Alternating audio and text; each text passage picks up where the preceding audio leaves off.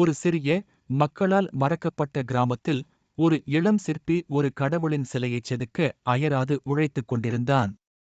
நாட்கள் வாரங்களாகவும், வாரங்கள் மாதங்களாகவும் மாறின. ஆனாலும் அவன் செதுக்கிய கல் வளைந்து கொடுக்கவில்லை. அவரது அத்தனை முயற்சிகளும் வீணாகின. அவரது கனவு முட்டாள்தனமானது. அவனுக்கு திறமை இல்லை என்று சந்தேகங்கள் அவன் மனதை அரித்தன. ஒரு மாலை, முற்றிலும் சோர்வடைந்த நிலையில், தன் உளியையும் சுத்தியலையும் கைவிட அவன் முடிவு செய்தான். அவன் அங்கிருந்து செல்லத் திரும்பிய போது, அமைதியாக அவனை கவனித்துக் கொண்டிருந்த ஒரு ஞானமுள்ள மூதாட்டி பேசினாள். என் மகனே, அவள் மென்மையாகவும் அதே சமயம் உறுதியாகவும் சொன்னாள், இந்த கல்லுக்குள்ளேயே கடவுள் இருக்கிறார். உனது பணி உருவாக்குவது அல்ல, மாறாக அதை வெளிப்படுத்துவது.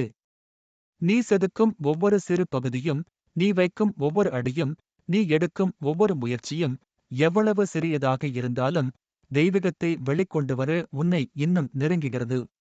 அவளது வார்த்தைகளால் உத்வேகம் பெற்ற சிற்பி மீண்டும் தன் சுத்தியலை எடுத்தான். அவன் புதிய நோக்கத்துடன் வேலை செய்தான். வேலையின் பிரம்மாண்டத்தை பற்றி கவலைப்படாமல் ஒவ்வொரு அடியிலும் உள்ள சாத்தியக்கூறுகளில் கவனம் செலுத்தினான். 30 வினாடிகள், 30 நாட்கள், 30 ஆண்டுகள் காலம் ஒரு பொருட்டல்ல.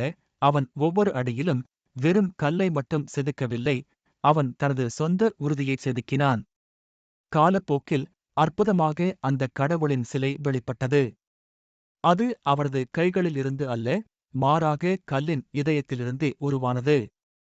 இது அவரது விடாமுயற்சிக்கு ஒரு சிறந்த சான்றாக அமைந்தது. இந்த கதையின் சிற்பியைப் போலவே உங்களிடமும் ஒரு மாபெரும் ஆற்றல் உறங்கிக் கொண்டிருக்கிறது. ஒவ்வொரு முயற்சியும், ஒவ்வொரு கற்றலும், நீங்கள் எதிர்கொள்ளும் ஒவ்வொரு சவாலும், இவை அனைத்தும் உங்களுள் இருக்கும் அந்த உன்னதமான சக்தியை வெளிக்கொண்டு வரும் உளி அடிகள்.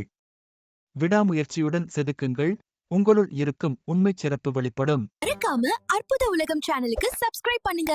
பக்கத்துல இருக்கிற பெல் ஐகானை கிளிக் பண்ணுங்க. நாங்க போடுற ஒவ்வொரு வீடியோவும் உங்களை வந்து சேரும்.